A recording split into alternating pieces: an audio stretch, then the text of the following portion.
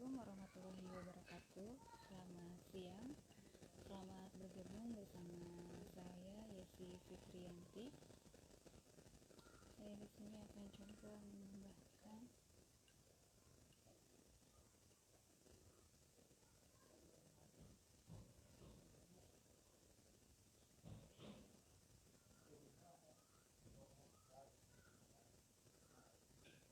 judul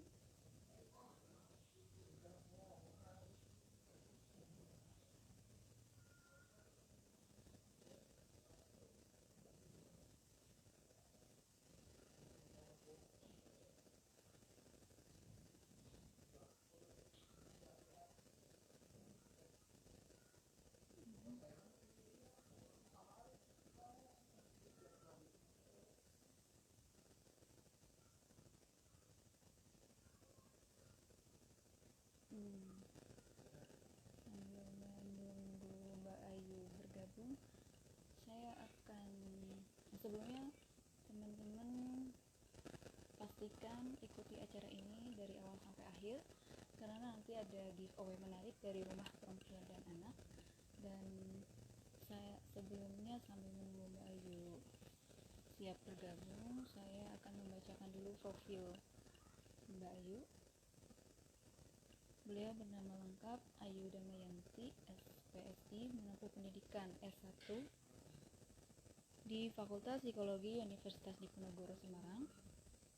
Selama kuliah, beliau pernah menjadi seorang penyiar radio dan mulai menggali pengalaman di bidang training pada tahun 2004 sebagai observer psikolog. Dan dengan pengalamannya tersebut, Bayu semakin mendalami perannya sebagai fasilitator outbound training dan banyak klien yang sudah ditangani oleh Mbak Ayu. Salah satunya adalah PT Jasa Raharja dan banyak perusahaan yang lainnya. Selain itu, Mbak Ayu merupakan penggerak Rangkul Keluarga Kita pada tahun 2018. Oh, suara saya udah jelas?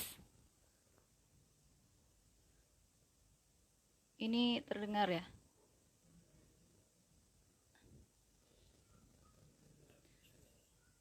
Suaranya sudah jelas belum?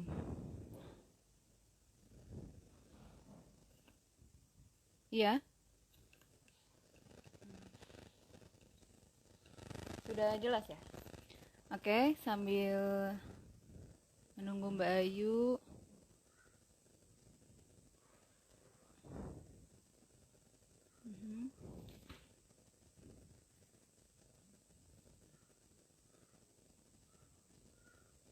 Mbak Ayu ini salah satu penggerak Rangkul Keluarga Kita, dan Rangkul ini adalah relawan Keluarga Kita, merupakan sebuah program pemberdayaan keluarga yang diinisiasi oleh Keluarga Kita dan secara kontinu membuat kelas bicara untuk umum dan materi-materi pengasuhan yang diformulasikan oleh tim Keluarga Kita. Saya coba undang Mbak Ayu.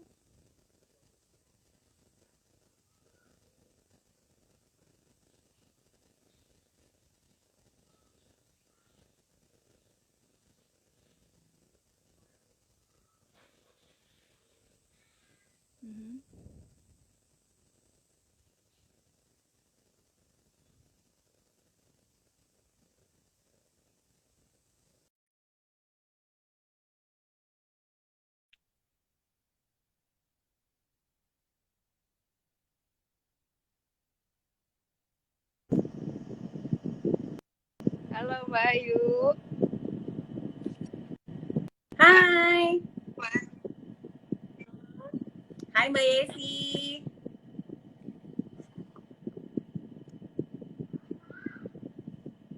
Ini aku koneksinya udah bagus belum?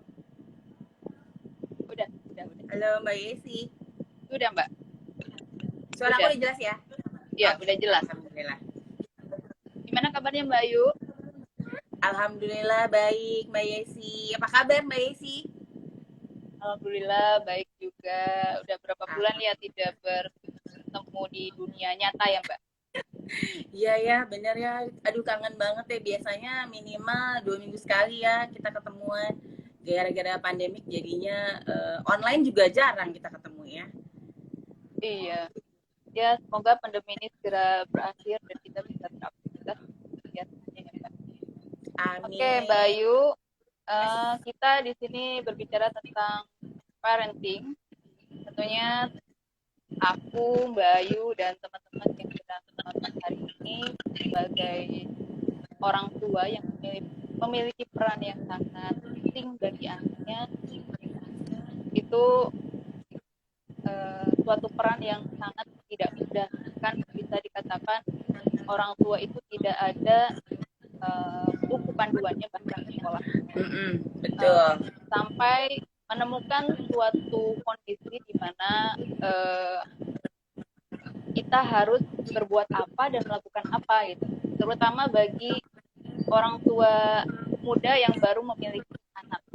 Nah, Ya. di sini ada prinsip cinta dalam pola pengasuhan anak. Sebenarnya prinsip cinta itu seperti apa? Oke, Mbak Yesi kayaknya aku kenalan dulu kali ya. Nanti teman-teman nih siapa nih yang diajak ngobrol? Kok tiba-tiba ngomongin soal pengasuhan gitu ya? Iya, boleh ya kenalan dulu ya sama Gimana teman-teman. Mbak? Nggak jelas Saya Mbak? Ayu Damayanti. Sudah jelas Oh Mbak suara aku? iya ya, sudah disampaikan tadi profilnya Iya. Mbak. Oh udah ya, aduh maaf Udah. ya, berarti aku telat join nih. Iya, aku punya 2 anak, laki-laki mau 10 tahun dan perempuan mau 6 tahun. Ngomongin soal pengasuhan, bener tadi kalau di keluarga kita, karena aku salah satu penggerak rangkul keluarga kita tuh apa ya, punya niatan gitu ya, ide besar adalah untuk mencintai dengan lebih baik. Karena apa? Karena bicara soal modal kita, tuh modal cintanya besar banget. Tapi terkadang cara mencintainya yang kurang pas gitu ya. Mungkin misalnya apakah hubungan dengan pasangan yang kurang harmonis, kemudian ada lagi bagaimana menerapkan disiplin yang tanpa iming-iming, kemudian yang terakhir kalau di keluarga kita tuh ada belajar efektif, bagaimana menumbuhkan anak tuh punya kemandirian, punya kompetensi gitu. Nah, udah langsung ngomongin prinsip cinta ya. Jadi sebenarnya gini, mencintai dengan lebih baik ini akhirnya apa? Akhirnya kita bisa praktek CINTA-nya ala keluarga kita. Aku bahas satu-satu ya. C itu adalah cari cara. Jadi kalau di keluarga kita itu menganggap bahwa pengasuhan itu adalah seperti maraton. Jangan gitu ya. Suaranya terputus-putus Mbak. Namanya maraton kan panjang.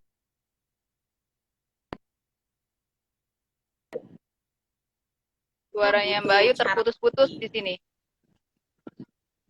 Oh gitu ya. Udah cukup jelas belum? Nah sekarang bagus Ini aku Mbak. udah ya. Oke, semoga nggak ada gangguan Iya, lagi ya. ya. Aku ulang ya. Dari C itu cari cara. Jadi di sini cari cara adalah bahwa kita harus ingat proses pengasuhan itu jangka panjang ya. Jadi dari ibaratnya kalau Bu Ella tuh menggambarkannya dengan maraton. Di setiap kilometernya tuh ada penyesuaian gitu. Nah ini sama di pengasuhan itu juga ada namanya cari cara sepanjang masa. Gimana kalau misalnya gini, cara-cara yang sudah kita terapkan saat ini gitu, begitu anaknya bertambah usia, itu udah nggak bisa dipakai.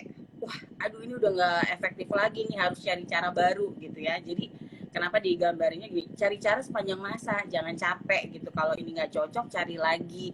Kalau itu belum dicoba nggak efektif, ya udah cari cara lagi gitu. Nah yang kedua adalah I ini ingat impian tinggi.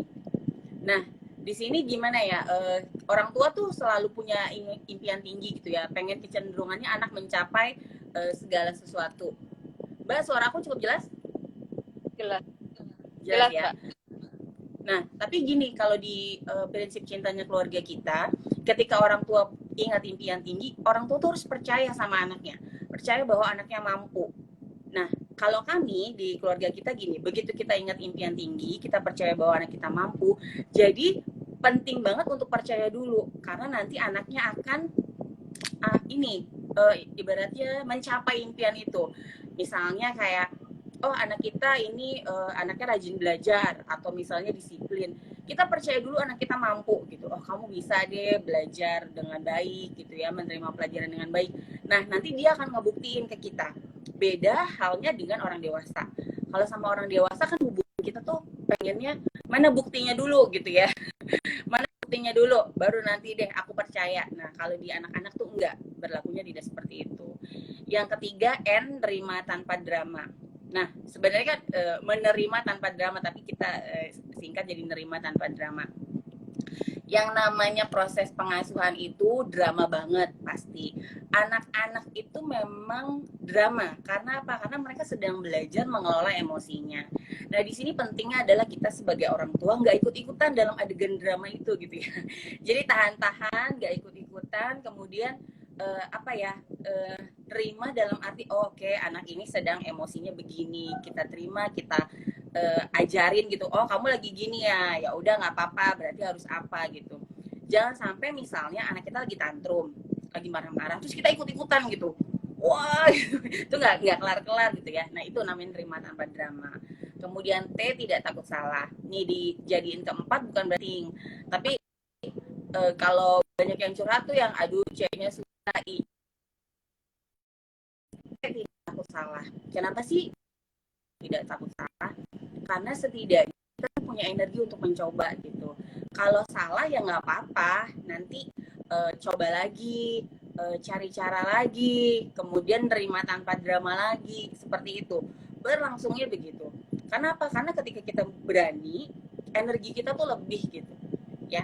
Yang kelima, terakhir adalah asyik main bersama. Kadang-kadang orang tua itu lupa bahwa bermain merupakan proses belajar, terutama buat anak-anak. Anak-anak tuh belajarnya dari main gitu ya, atau bahkan ketika main mereka selalu dapat pembelajaran baru. Nah di sini sebenarnya peran orang tua tuh penting. Kalau buat aku sendiri, ketika bermain anak-anak tuh kan intensi emosinya lebih senang, lebih hangat gitu ya. Nah itu dia lebih mudah untuk misalnya kita mengarahkan, atau misalnya dia untuk mempunyai memori-memori indah, percaya bahwa kita akan selalu menemani, seperti itu. Jadi kenapa keluarga kita tuh kita percaya rumus pengasuhan ini tuh sebenarnya sesimpel CINTA. Walaupun memang pembelajarannya akan panjang dan berliku, tapi minimal teman-teman harus ngerti bahwa modal cinta orang tua tuh besar.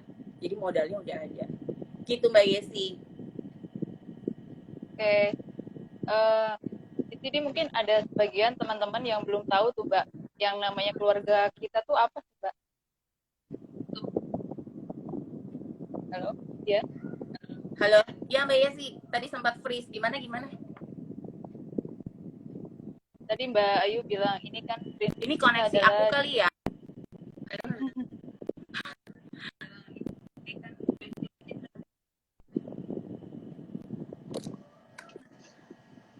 sudah bagus Mbak. Ya, coba ulangi deh Mbak. Maaf. Ya. Tadi Mbak Ayu sampaikan bahwa prinsip cinta ini adalah merupakan konsep yang dibuat oleh keluarga kita. Mungkin ada sebagian teman-teman bahkan orang tua muda yang mungkin belum tahu apa sih itu keluarga kita Mbak. Bisa dijelaskan Mbak?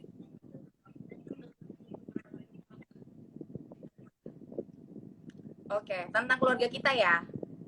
Jadi Iya, sebenarnya tadi kan keluarga Mbak Ayu kita bilang. ini ada, nah keluarga kita itu adalah yayasan yang memang peduli sekali bahwa pengasuhan itu urusan bersama, nggak cuma orang tua inti ayah dan ibu, tapi juga keluarga besar, kakek nenek, om tante, pak de bude gitu ya, tetangga bahkan gitu. Jadi kami di keluarga kita relawan keluarga kita, saya salah satunya, saya penggerak rangkul keluarga kita. Nah kami itu bergeraknya cara-cara pengasuhan yang lebih baik gitu. Cara-cara pengasuhan yang sebenarnya ini adalah cara yang bisa kita terapkan agar anak-anak kita tuh kalau di keluarga kita sesimpel menjadi bahagia, kemudian mandiri dan kompeten nantinya. Itu ya, Mbak Yesi. Oke, berarti cinta itu adalah dari cara sepanjang masa, I-nya Ingat nih, impian tinggi, N-nya nerima tanpa drama, T-nya tidak takut salah, dan A-nya asik main bersama. Nah, kira-kira prinsip cinta ini kalau dijadikan pedoman, eh, bahkan jadikan pegangan buat kita sehari-hari, itu berlaku untuk keluarga besar kita apa gimana, Mbak? Ya, berlaku untuk keluarga besar kita atau ya untuk semua orang? Mbak Yesi, Halo, suaranya Pak Ayu? putus-putus. Maaf, bisa diulang nggak? Apa aku nangkepnya cuma prinsip cinta buat pedoman gitu ya? Iya, iya. Ya, kira-kira bisa jadi pegangan buat bukan Benar ya? hanya sebagai buat orang tua ataupun pasangan, tetapi buat orang lain yang meluas itu bisa nggak kira-kira? Nah, ini karena kami percaya bahwa pengasuhan itu urusan bersama. Jadi memang tadi aku udah sampein, bukan hanya orang tua inti ya, bapak dan ibu, tapi semua orang tuh bisa mempraktikkan. Karena banyak gini, relawan keluarga kita itu nggak cuma yang sudah berkeluarga loh, masih ada banyak yang single. Ya, jadi kayak misalnya di kita tuh ada 3 kurikulum besar, yaitu hubungan reflektif. Itu sebenarnya kalau buat saya adalah kita dulu sebagai pribadi gitu, bapak dan ibu, suami dan istri gitu, anak sebagai orang dewasanya. Kemudian baru nanti kita mempelajari bagaimana sih sebenarnya pengasuhan itu bisa kita teruskan ke anak-anak kita gitu. Nah, kalau teman-teman rangkul atau teman-teman yang sudah pernah ikutan sesi bicara rangkul atau misalnya kelas kami gitu ya, itu sebenarnya gini, efektif sekali sebenarnya mempraktekkan prinsip cinta. Karena kalau misalnya gini, kita tuh mau melakukan sesuatu tapi nggak ada pegangannya gitu ya, kan kayaknya bingung, aduh mau mulai yang mana dulu, atau kalau kayak gini tuh harus menghadapinya dengan cara yang mana gitu. Nah, ini kalau kami tuh kadang-kadang suka bercandaannya gini sih, aduh kalau prinsip cinta itu macam mantranya rangkul gitu ya, untuk ngingetin bahwa ya udah ini pengasuhan ini sepanjang masa loh gitu. Kalau misalnya sekarang aja udah kendor, gimana nanti anak-anak udah masih kecil aja kita udah bingung, udah ngegalau gitu kan. Walaupun galau itu pasti akan sepanjang masa, tapi setidaknya tuh ada pegangan untuk kita harus ngapain ya. Gitu sih Mbak Yesi kalau di buat aku dan teman-teman rangkul.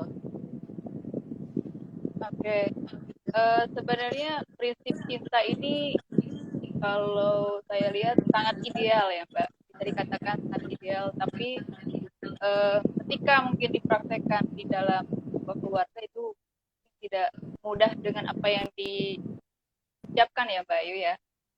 Nah, misalkan ada orang tua yang merasa sudah memberikan kasih Iya, sayang full, cinta full, tapi pada akhirnya anak malah menjadi sosok yang egois gitu, Mbak.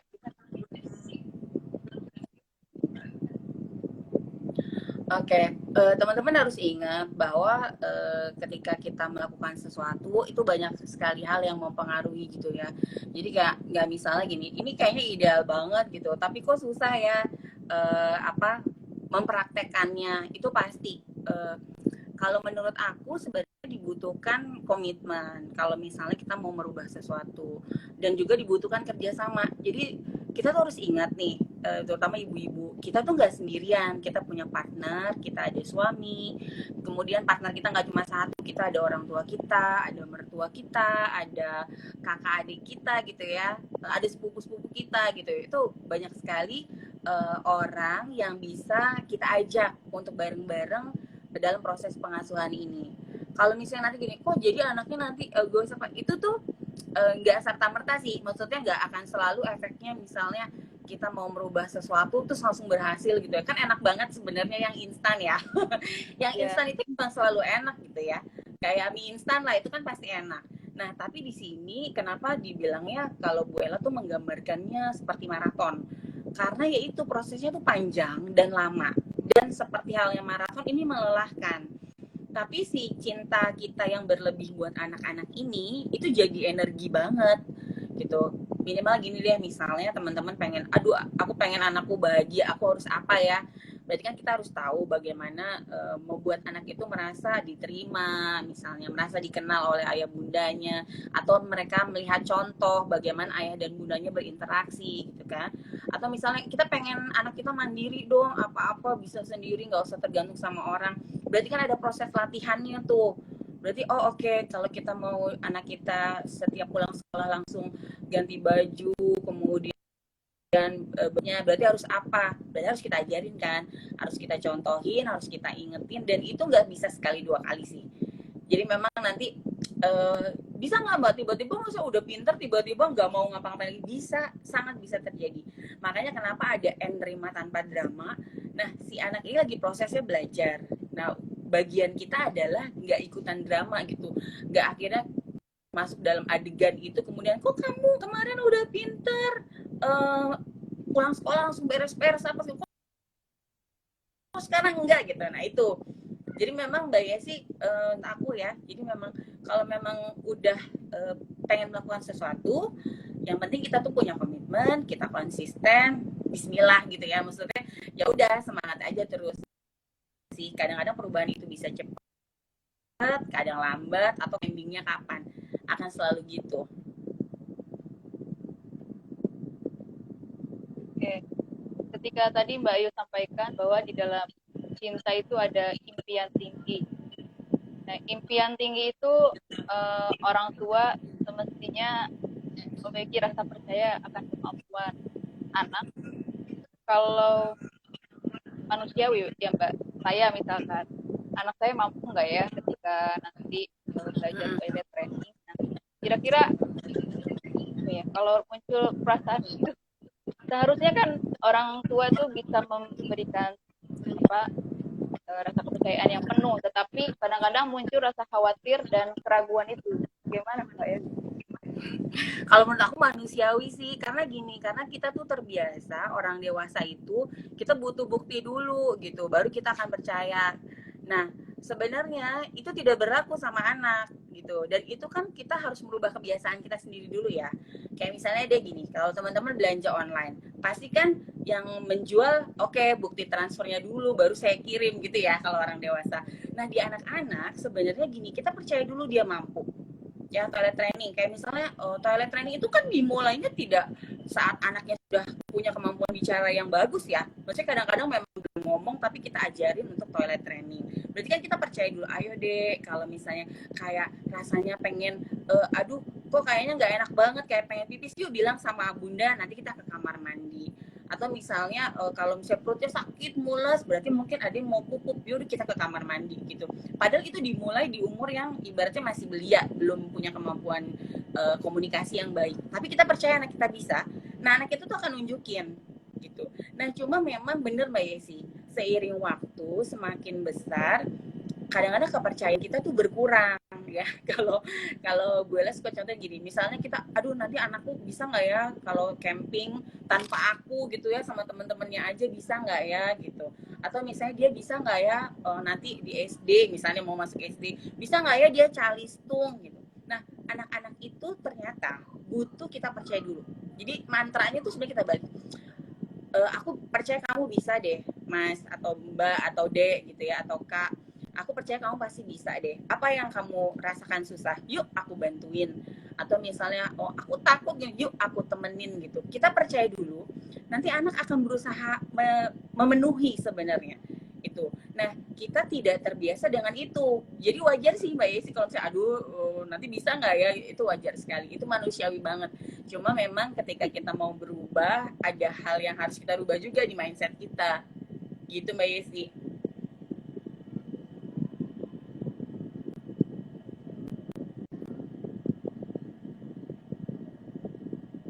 Halo Mbak Ayu. Ada pertanyaan lagi nggak? Mbak Ini Ayu. apa aku yang nge-freeze? Ya, aku nge-freeze ya Mbak. Terputus Mbak, ini koneksi dari Mbak Ayunya. Mbak Yesi. Baik, Mbak Yesi, Ini aku pindah tempat dulu Iya, kali ya atau gimana? Nanti kita iya, iya, boleh, boleh. ulang lagi. Aku pindah tempat dulu ya. Nanti aku join lagi ya. Kayaknya jelek banget sinyalnya di sini. Bentar ya. Oke. Nah, teman-teman di rumah, itu tadi eh, kilas tentang prinsip cinta. Ada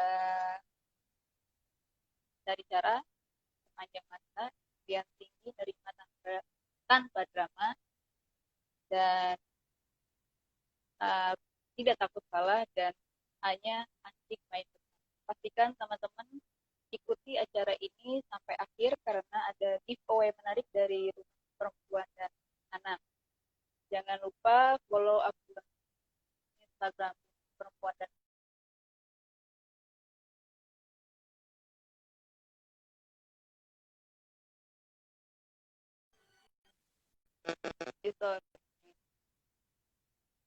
di Instastory dan tandai 5 teman dan kasih review singkat di kolom komentar sambil menunggu Mbak Ayu.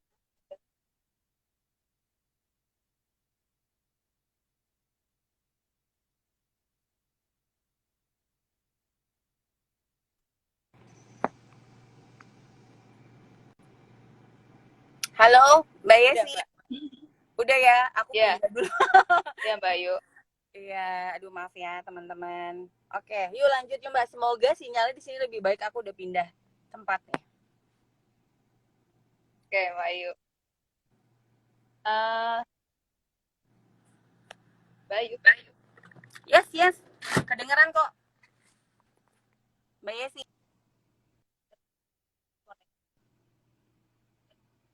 Masih putus-putus ya? Halo Mbak Yesi. Nah, sudah Mbak. Sudah bagus Mbak. Udah ya? Oke. Oke. Ya, lanjut yuk. Iya lanjut Mbak. Uh, Berbicara pola pengasuhan anak ini Mbak, apalagi parenting. Ini kan kebanyakan yang mendominasi ikut parenting ini kan kaum perempuan, terutama ibu. Nah, sedangkan tuntutan untuk pengasuh anak itu bukan hanya tugas ibu, tetapi juga seorang suami, orang.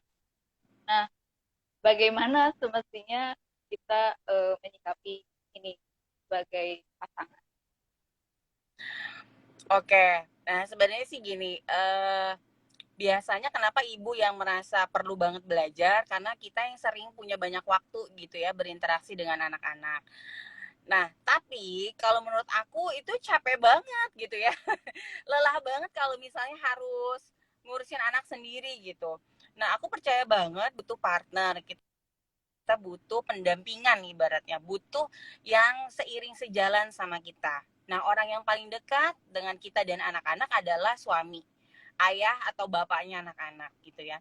Kalau misalnya menurut aku sih gini, teman-teman yang masih merasa oh udah bapak atau ayah kerjanya cari uang aja, yang urus anak-anak aku gitu ya di rumah. Nah teman-teman ya berubah karena gini, karena sebenarnya anak-anak juga butuh parenting Suaranya kurang jelas, ala Mbak. ayah. Oke, suara coba nggak putus-putus ya? Ini Mbak Yesi, halo. Bayu. Mbak Yesi di aku nggak putus sih. Halo, halo.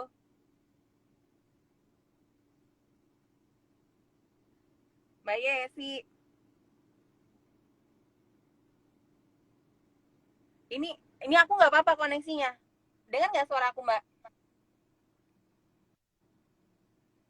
Terputus, Ya, Mbak. ini memang menjadi tantangan ya soal koneksi ini ya. Aku udah pindah nih. Suaranya jelas sekarang. Udah ya? Oke, balik lagi tadi. Aku pengennya teman-teman berubah, walaupun ini sulit ya, tapi bukan berarti nggak bisa.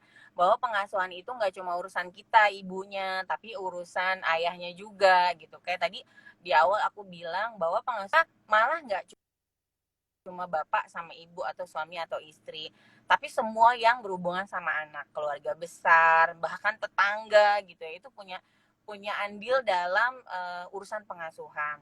Nah, tadi Mbak Isa tanya, gimana nih kalau pasangannya ternyata belum gitu ya, belum seiring sejalan dalam pengasuhan? Ajak. Jadi cara paling utama itu ajak dulu gitu. Ajak bareng-bareng. Kayak misalnya gini, kan susah ya kadang-kadang suami tuh belajar soal pengasuhan. Allah, udahlah anak-anak mah sama kamu aja, mereka nurutnya sama kamu. Oke, fine. Tapi anak-anak itu juga butuh pembelajaran pengasuhan dari ayahnya. Kayak misalnya diasik main bersama. Justru tuh si ayah nanti yang bisa ngajarin anak-anak main rough and tumble. Guling-gulingan ke, atau misalnya main panjat-panjatan atau apa gitu ya. Kita ibu-ibu kan kadang banyak banget pertimbangan. Aduh, awas nanti jatuh, awas nanti kesenggol gelas, awas nanti ini berantakan. Kalau ayah tuh lebih all out. Itu bagus gitu kan. Nah, kalau menurut aku gini, teman-teman, kalau misalnya merasa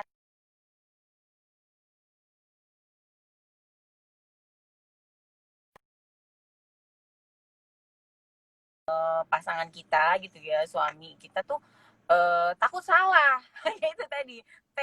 Jadi mungkin takut salah, gini takut nanti kalau nggak cocok, imbak, minta uang belanja lebih gitu misalnya. Nah itu jadi mereka tuh takut untuk mencoba belajar, padahal ya kalau diomongin mungkin malah justru akan jadi partner kita yang solid gitu ya dalam proses pengasuhan ini. Jadi saran aku sih kalau belum diajak aja, sesimpel yuk Pak bareng-bareng ngasuh anak, ya itu kan bikinnya berdua, ngurusnya berdua ya Pak. Gitu. Iya, seharusnya begitu ya Mbak Ayu, idealnya.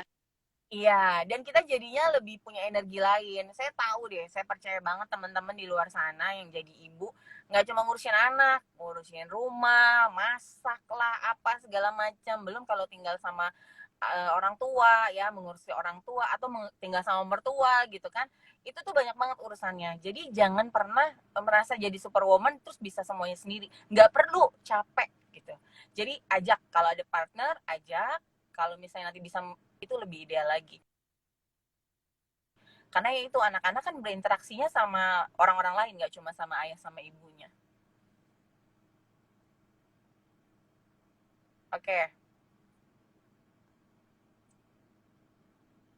ini kayaknya udah mulai banyak yang nanya ya Mbak. Udah nggak sabar nih. Iya,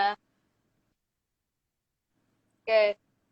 Mbak Ayu, misalkan Yes. dalam keluarga nih, ada eh, pola asuh yang berbeda antara ayah dan ibu. Itu nanti dampak kepada anak akan seperti apa ya?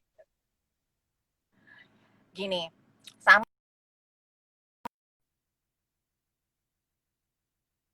mau beli jilbab ungu apa jilbab merah marun gitu ya, agak-agak mirip tapi pengen dua-duanya gitu. Ini sebenarnya berlaku sama. Ketika ada dua cara yang berbeda, anak-anak kan pasti bingung. Sih yang bisa barengan gitu. Kita harus ngerti banget bahwa suami kita itu dibesarkan dengan pola asuh yang berbeda ya. Jadi hasilnya kita dan suami, dua orang yang mungkin ada samanya tapi banyak bedanya misalnya. Nah, anak-anak kita formulasinya yang agak mirip ibunya, ada yang agak mirip bapaknya. Nah, kalau menurut aku penting sekali untuk menyamakan. Sebenarnya caranya yaitu balik lagi ngobrol gitu. Sama pasangan itu penting sekali kita ngobrolin banyak hal, termasuk urusan pengasuhan. Itu karena anak berdua gitu ya, nggak cuma anak ibunya gitu ya, atau anak bapaknya malah. Jadi kalau menurut aku nggak apa-apa sih. Kita ketika kita menyadari sama kayak gini deh.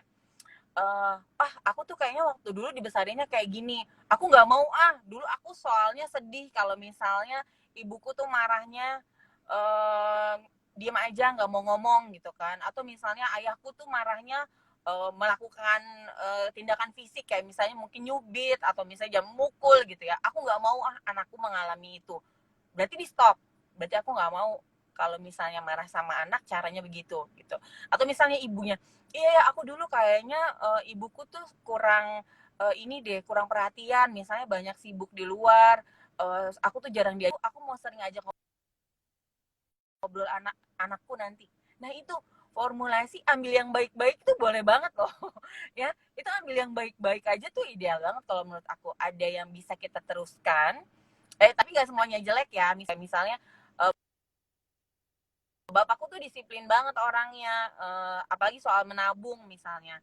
Kalau misalnya punya uang semua tapi harus ada yang sisihkan buat menabung. Aku mau ajarin anakku nabung. Atau misalnya aku dari ibuku punya kebiasaan misalnya makan langsung cuci piring. Aku mau nerusin, nanti anakku pas umur segini aku ajarin. Biar jadi Mbak Yesi tenang aja, kita tuh adalah dua individu yang berbeda. Dibesarkan dengan cara yang berbeda, pola asuh yang berbeda. Tapi ketika ke anak, kita tuh boleh atau punya otoritas untuk membuat formulasi sendiri. Kita mau membesarkan anak kita, mengasuh anak kita seperti apa. Gitu Mbak Yesi kalau menurut aku.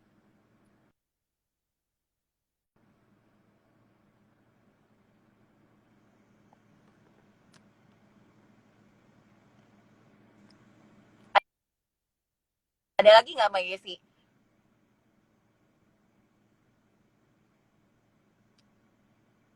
Halo? Halo Mbak Yesi? Suara aku kedengeran? Suaranya kedengeran, Mbak. Tapi tadi sempat Oke. terputus. Gak apa-apa, Mbak. Ya, beginilah ya kendalanya kalau online. Kita kadang terpisahkan oleh koneksi. Iya. Oke, lanjut, Mbak Ayu. Ini Oke. sudah ada yang bertanya. Silahkan teman-teman yang sedang menonton, jika ada pendapat atau yang mau ditanyakan, silahkan sampaikan. Ada yang bertanya nih, Mbak. Gimana cara menasehati anak yang sedang aktif-aktifnya tanpa marah-marah atau nada tinggi? Nah itu ya yang bikin kita kadang masuk dalam adegan drama. Kalau anak marah berarti sebenarnya sama. Gini, teman-teman jangan bingung. Semua emosi itu kita juga merasakan kok gitu. Jadi kita tuh bukan yang nggak tahu sama sekali emosi apa yang sedang dirasakan oleh anak. Kenapa sih biasanya kita marah atau anak marah? Berarti kan apa? Berarti ada yang dia mau tapi nggak kesampaian. Dan keluarnya tuh marah, misalnya mau tantrum atau apa. Gimana biar nggak kepancing? Ya diem dulu kalau aku ya. Diem dulu, tarik nafas gitu ya. Terus berusaha nggak masuk dalam adegan drama itu. Ini anak kan lagi drama ya. Anak tuh marah kadang-kadang ini pancing emosi gitu. Misalnya marahnya di depan umum atau lagi nggak dibeliin mainan terus marah di toko mainan, kita malu. Nah, kita penting banget untuk tetap santai. Simpel. Mau susah sih. Ngomongnya aja Mbak Ayu gampang. Prakteknya emang susah gitu. Tapi bisa dilatih. Jadi kenapa? Kenapa sih kalau misalnya anak marah, kita marah juga karena energinya tuh lagi begitu. Ya, penting banget untuk kita menurunkan si energi marah itu kan. Kalau buat aku biasanya diemin dulu gitu ya. Atau misalnya kalau teman-teman malu, oke, jauhin dulu dari keramaian misalnya. Yuk aku sini deh. Kenapa sih marah gitu? Atau malah gini, jangan dinasehatin apa-apa dulu, dipeluk aja dulu gitu ya. Kenapa? Energi peluk itu buat aku energi yang menghangatkan ya. Nggak tahu kalau buat teman-teman, tapi bisa jadi sama gitu ya. Ketika kita dipeluk tuh kan kayaknya kita tuh jadi hangat, jadi tenang gitu ya. Nah anak-anak Iya, mungkin sebenarnya butuh itu. Apalagi kalau nih anak-anak yang kemampuan komunikasinya belum baik, jadi belum bisa ngomong tuh dia maunya apa, jadi dia kan frustasi ya, aku tuh maunya ini, terus kita gini, iya aku nggak ngerti kamu maunya apa gitu ya, kok kamu marah-marah, kamu maunya apa gitu, dia frustasi tambah kenceng nangisnya, tambah kesel, tambah marah gitu. Sesimpel kita tenangin dulu, oh kamu marah ya, kenapa, ada yang kamu mau, ada yang kamu pengen, kan dia bisa pakai bahasa ini ya, kayak bukan bahasa isyarat, maksudnya kayak mungkin dia nunjukin aku mau itu, atau misalnya aku mau kemana, aku mau ngapain gitu, itu bisa. Jadi sebenarnya itu, kalau satu diem dulu, jangan ikut kepancing.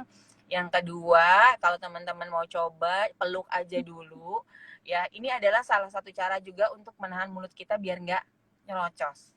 Peluk aja dulu iya, kita gitu. Jadi nggak perlu sih sebenarnya ketika anak marah terus kita langsung konfrontasi, itu nggak usah. iya. Kalau buat aku nggak efektif sih. Teman-teman mungkin bisa coba juga. Iya, kadang ini apa, kalau sudah keluar kata-kata kadang tidak terkontrol apa yang diucapkan ya Kak. Iya, abis itu nyesel kan biasanya, makanya daripada menyesal lebih baik diam. Betul. Nah, ada lagi yang bertanya nih Mbak, kalau pasangan cinta ini kan bisa menjadi pedoman bagi apa, pola pengasuhan anak buat pasangan juga. Jika menghadapi pasangan yang baper, bagaimana? Pasangannya apa Mbak? Baper, baper. Baper. Pasangan yang baper ya. Kalau menurut aku, Iya, kadang-kadang kan kenapa gimana? gampang. Maksudnya kadang-kadang pasangan nggak mau dengerin atau gimana gitu? Iya, biasanya kan gara-gara pola asuh yang berbeda, ya udah jadinya berbeda visi, visi, terus akhirnya nggak nanya-nanya udah berapa hari, jadinya bawa perasaan dan ya udah tidak Oke, tidak harmonis mungkin gitu, iya, gara-gara baper. benar-benar. Aku mengerti banget sih. Kita tuh penuh emosi ya, emosi kita tuh banyak banget gitu. Dan berperan sebagai tadinya dari anak, kemudian jadi suami, tiba-tiba jadi bapak, itu kan perannya bukannya berkurang tapi bertambah terus gitu ya, bukannya berganti tapi nambah aja. Nah ini pasti emosional banget gitu, itu yang harus dimengerti. Tapi kalau buat aku, ini kan kita ketika membentuk keluarga kita punya tujuan bersama gitu ya, kemudian ada anak yang terus kalau udah punya anak terus masa nggak ngapa-ngapain gitu kan, berarti harus melakukan sesuatu. Kalau misalnya baper karena dulu perasaan diajarin sama orang tua atau diasuh sama orang tua aku nggak apa-apa tuh dipukul misalnya, mungkin itu adalah contoh-contoh yang ya aman aja. Tapi kalau misalnya melihat situasi lain bahwa bisa jadi ada anak-anak yang nggak cocok dengan cara seperti itu pengasuhannya. Nah, kalau buat aku sih gini, Mbak Yesi, baper bisa jadi dua sisi ya. Kadang-kadang kita sebagai ibu baper, kok suami nggak ngerti amat sih maunya aku, atau kok perasaan terlalu manjain atau terlalu keras sama anak. Sekali lagi balik lagi ke komunikasi, bahwa hanya itu sih yang dasar untuk melakukan pengasuhan itu adalah punya komunikasi dulu. Teman-teman ajak pasangannya ngobrol, ya kita udah punya anak nih, terus mau diapain ya, mau diasuhnya kayak apa gitu. Kalau di kakak tuh kita percaya banget kita punya tujuan adalah anak yang bahagia, mandiri dan kompeten. Nah ketika pengen punya anak bahagia berarti kita harus beres dulu nih orang tuanya dengan isu-isu pribadi gitu ya, karena kita bukan lagi anak orang aja tapi kita orang tuanya orang gitu, orang tuanya anak-anak kita. Berarti harus ada proses pembelajaran gitu. Kalau baper, harus ingatnya gini sih kalau aku, eh, teman-teman harus apa ya, harus punya modal bahwa cinta kita tuh nggak kurang, cinta kita tuh banyak. Tapi teman-teman harus ingat juga bahwa yang dinikahi itu adalah manusia biasa, bukan makhluk yang sempurna. Kenapa semuanya harus diomongin, sama seperti hal-hal lain di dunia ini, lawan kita, partner kita itu tidak punya kemampuan membaca pikiran kita gitu ya. Jadi memang apapun yang dirasakan di hati, silakan dibicarakan dulu, baru nanti dapat formulasi. Kalau teman-teman cuma diemin aja gitu ya, saya nggak tahu ya. Saya dulu juga mungkin tipe yang gitu. Oh udah diem aja biar tebak aja sendiri gitu ya. Masa gitu aja nggak ngerti? Ya, Apa masa udah sekian lama bareng nggak tahu kalau aku gini mau. Teman-teman percaya deh, di pikirannya partner kita tuh nggak cuma kita, ada pekerjaannya, ada keluarganya, ada macam-macam. Dan penting banget buat kita mengurangi bebannya dengan tidak meminta dia membaca pikiran kita, membaca hati kita, membaca maunya kita. Bicarakan aja gitu. Kalau misalnya baper wajar, karena kan merubah kebiasaan itu susah banget loh. Kita aja ini orangnya kita sendiri ya, ngerubah kebiasaan. Tadinya kita kalau anak nyebelin, anak cranky, anak rewel, kita tuh maunya marah. Terus kayak aku nih sama teman-teman di Rangkul belajar untuk oke, itu nggak efektif, tutup mulut dulu. Ada cara-cara lain. Nah itu butuh butuh proses. Sekali lagi, tidak ada yang instan, tapi kalau misalnya kita percaya bahwa itu, ingat impian tinggi, kita pengen anak kita yaitu tadi ya bahagia, mandiri dan kompeten, pasti ada cara deh. Sepanjang masa cari caranya gitu. apa pesan Mbak Ayu bagi orang tua milenial yang masih muda-muda khususnya ketika menghadapi jatuh bangun belajar parenting.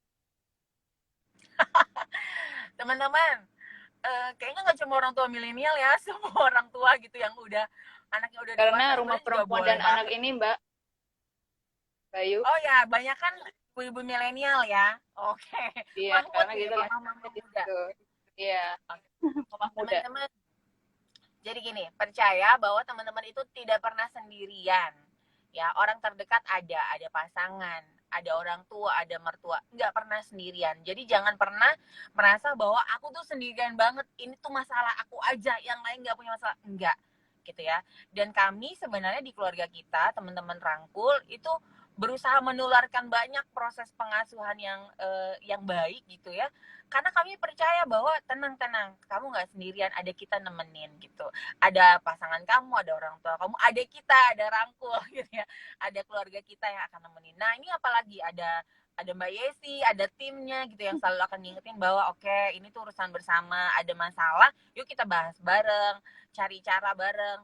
Kayak gini deh, cari caranya keluarga kita itu nggak selalu satu, kayak kita ke dokter terus sakit minta resep gitu ya, nggak cuma satu cara Mbak Yesi.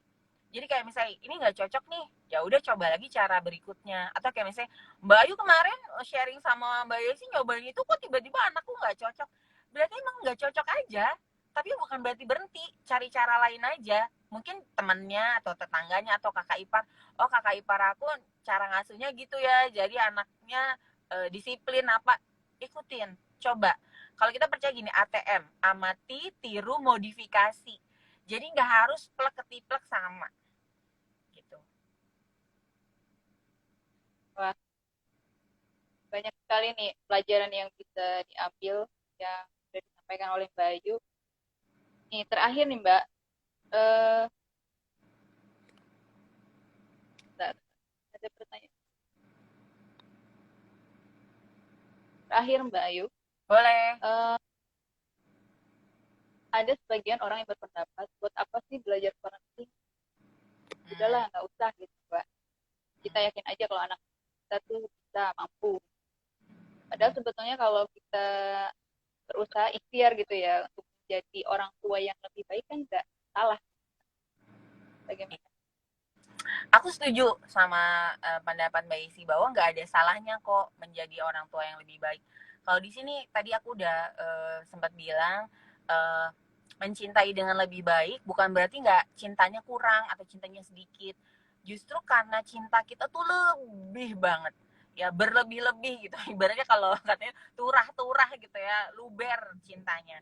Justru karena cinta kita luber, kita tuh harus belajar bagaimana sih kita mencintai dengan lebih baik gitu ya, cara-cara yang lebih baik, pola-pola yang misalnya mendukung perkembangan anak gitu. Jadi bukan berarti nerimo gitu aja ya, karena yang tahu saat ini ketika anak lahir yang tahu baik buruknya itu kita sebagai orang tua. Baik nggak ya dia misalnya makan ini, atau misalnya terlalu banyak ini, atau misalnya harus begitu, itu yang tahu tuh kita, karena kita yang sudah punya ilmu pengetahuannya gitu ya, mau dari buku mau dari pengalaman gitu, kita sudah lebih tahu dulu. Nah kalau teman-teman misalnya gini, sama kayak mungkin gini, oh otodidak aja ntar tahu-tahu bisa gitu ya, mungkin, tapi prosesnya juga akan lebih panjang karena kita nggak tahu apa-apa. Sedangkan saya ngerti banget ya generasi mamah milenial sekarang itu justru malah nggak mau yang biasa-biasa aja, maunya apa sih yang bisa aku lakuin biar anakku lebih bahagia dari aku dulu misalnya, atau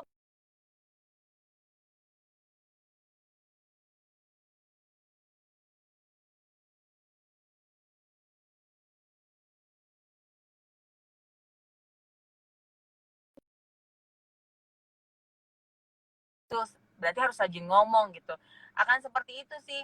Jadi kalau teman-teman merasa capek nggak apa-apa, istirahat dulu gitu. Habis itu mulai lagi itu nggak apa-apa banget, tapi jangan berhenti, karena itu di prinsip cinta kita ada tidak takut salah.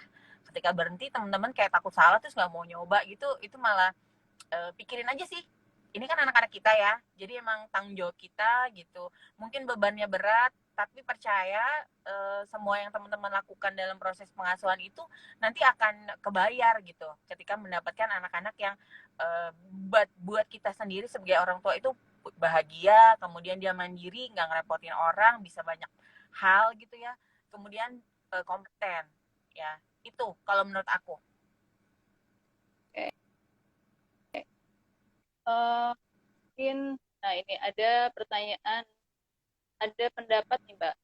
Belajar jadi orang tua yang baik, tapi kenapa sulit ya meningkatkan kecerdasan emosi antara orang tua dan apalagi anakku dua, apalagi anakku dua, yang satu 6 bulan, kakaknya 18 bulan, yang lagi aktif aktif. Capek luar biasa. Oke. Iya, jadi orang tua tuh memang capek. Diterima aja memang capek. Ini proses melelahkan sekali ya mengasuh. Apalagi tuh anaknya satu 6 bulan, kakaknya 18 bulan lagi aktif-aktifnya. Teman-teman harus ingat bahwa teman-teman gak sendiri gitu ya. Ketika proses pengasuhan ini berlangsung, akan selalu ada orang lain yang nemenin. Oh enggak, aku nggak punya ART, nggak apa-apa gitu. Berarti teman-teman harus belajar penyesuaian. Benar sih tadi dibahas meningkatkan kecerdasan emosi, mungkin maksudnya manajemen emosi ya. Biar kita aduh cucian lagi numpuk, terus setrikaan belum beres, nih anak rewel apa segala macam.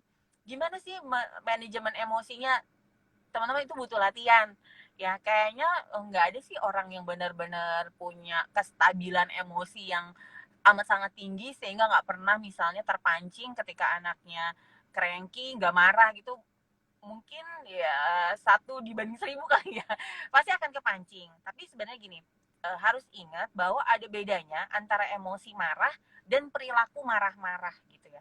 Nah ini sebenarnya gini, detailnya nanti bisa Mbak Yesi bisa info juga bahwa Rangkul keluarga kita tuh mengadakan sesi bicara seluruh Indonesia. Kita ada ya, bisa lihat di IG-nya @keluarga kita ID. Di situ kita ada sesi bicara, teman-teman boleh belajar bareng di situ, curhat gitu ya, karena ya itu sekali lagi nggak ada yang instan, semuanya butuh proses belajar. Nggak apa-apa Mbak. Nah ya, nggak ada ART, I feel you. Tenang-tenang, tapi ini ya dijalanin aja gitu. Yang pasti harus ingat juga, kalau capek berhenti. Jadi kalau aku dulu selalu mikir gini, si cucian kotor nggak akan cranky ketika dia belum dicuci hari ini gitu ya, masih bisa dicuci besok. Kemudian setrikaan numpuk nggak akan demo gitu ya, karena aku kapan disetrikanya, enggak. Tapi anak-anak ini yang butuh perhatian kita dulu gitu. Jadi nanti harus belajar mengatur prioritas, harus belajar untuk yaitu manajemen waktu, manajemen emosi, itu nggak apa-apa. Yang penting mau belajar dulu aja gitu. Mbak Yesi ini tadi kayaknya sempat Oke, ke connect ya. Ini ada juga yang nanya, aku bacain ya, nggak apa-apa ya. Ini tadi kayaknya pas Mbak Yesi keputus deh.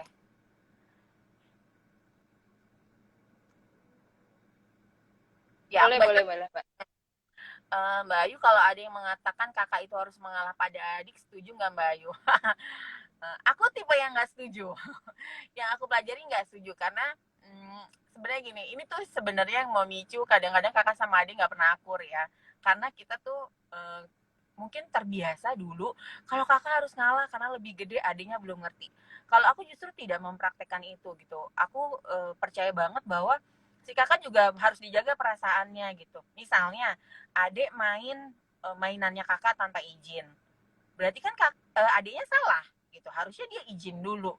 Jadi nggak mereka, oh udahlah kak ngalah aja sama yang kecil, nggak. Aku tuh nggak percaya itu.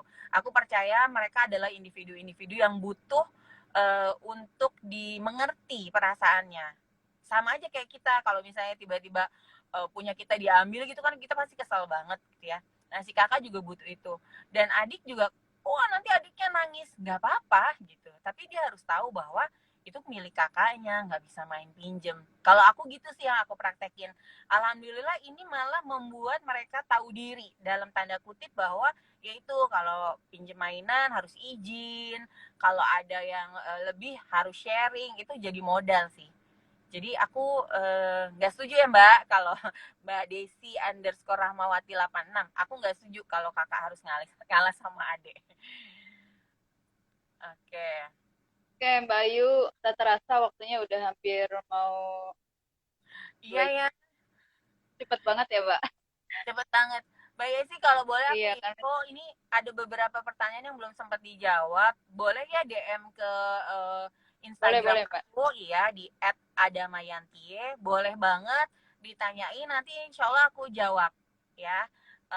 Karena aku juga ada acara, kita ada podcast gitu ya, aku dan suami bikin podcast tentang pengasuhan, namanya Rebahan, teman-teman bisa dengerin. Episode perdana kemarin adalah tentang gadget. Karena Oh banyak iya sekali iya iya. ya, banyak ada yang Betul.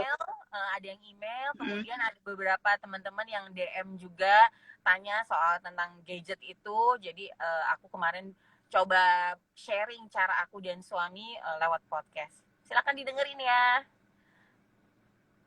Oke, Mbak Ayu. Terima kasih banyak Mbak Ayu sudah berbagi ilmu dengan Rumah Perempuan dan Anak. Di tengah padatnya aktivitas Mbak Ayu masih mau menyempatkan menyebarkan energi positif kepada kami. Oke, sampai ketemu Aduh, lagi terima Mbak Ayu. kasih banget. Terima kasih. Terima kasih banget Mbak Yesi dan teman-teman. Semoga bisa ketemu lagi ya kita ya. Iya, insya Allah Mbak Ayu. Dadah Mbak Ayu. Dah. Sehat-sehat Assalamualaikum. ya. Waalaikumsalam.